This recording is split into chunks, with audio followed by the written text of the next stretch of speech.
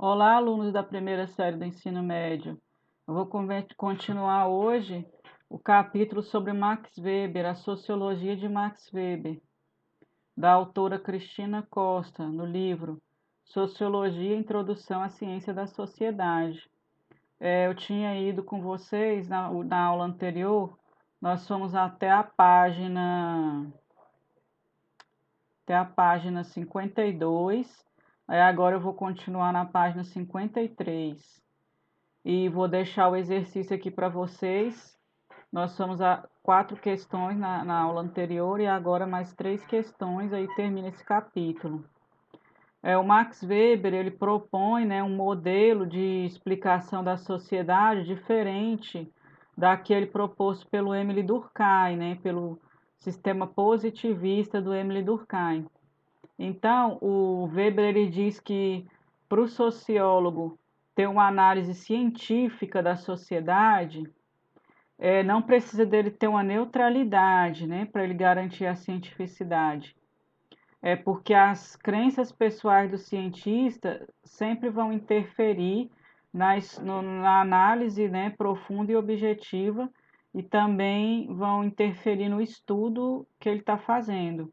Então, esse é o método de interpretação weberiano, é um método científico chamado método compreensivo, que ele diz que a compreensão dos fatos que vão garantir a cientificidade das análises. Então, ele considera a subjetividade do cientista social, né? Então, na pesquisa social, vai interferir também a subjetividade do pesquisador.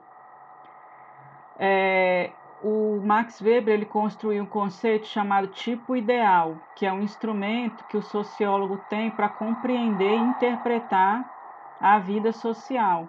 Esse tipo ideal é o quê? Uma construção teórica e abstrata que o cientista elabora, que permite ele comparar e perceber as semelhanças e diferenças, né? É um instrumento de análise científica. Por exemplo, aqueles tipos de ação social, né? Os 4 tipos de ação social que ele classifica, isso é o tipo ideal, porque elas são uma construção teórica tentando se aproximar da realidade para compreender a realidade, mas a gente percebe que é o quê? Uma ideia abstrata, né, que não é correspondente 100% à realidade, ela se aproxima da realidade. O tipo ideal é a tentativa de explicar na teoria o que existe no mundo real, na vida social, né? O Max Weber ele desenvolveu estudos sobre história, direito, sobre religiões, né, na ética protestante, o espírito do capitalismo, sobre política, os tipos de dominação. Então, ele pretendia compreender a sociedade do tempo, né, que ele viveu e o que determinava as relações sociais. Aí ele chegou ao conceito de desencantamento do mundo, que ele falava que na sociedade moderna ocorreu uma racionalização da vida social. Hoje, qual a dominação que predomina? A dominação racional legal, que é feita pelas leis, né? A gente vive num mundo que a gente tem o Estado, que governa, né? Que exerce dominação sobre o povo, sobre a população. A gente tem as leis, né? A Constituição do país, o Código Civil. Tudo isso ele chamava também de aparato lógico-burocrático das sociedades modernas, que tem uma racionalidade na organização da vida social e é também uma forma de dominação, né? Então, na sociedade moderna, essa dominação racional legal das leis é fundamental. O Estado, as instituições, elas são todas instituições racionais de dominação. Então, ele fala que esse processo que acontece na sociedade moderna é chamado de desencantamento do mundo, onde a racionalidade toma um papel central e se abandona aquelas explicações, né, teológicas, o teocentrismo que existia na Idade Média, por exemplo, né, para a gente viver uma racionalidade, né, tanto na vida cotidiana quanto na organização da sociedade como um todo.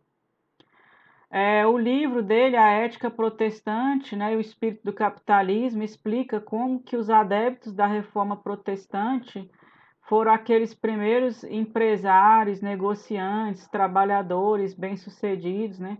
Existia a conexão entre a doutrina protestante e o comportamento dos indivíduos naquele período onde o capitalismo estava se desenvolvendo, né?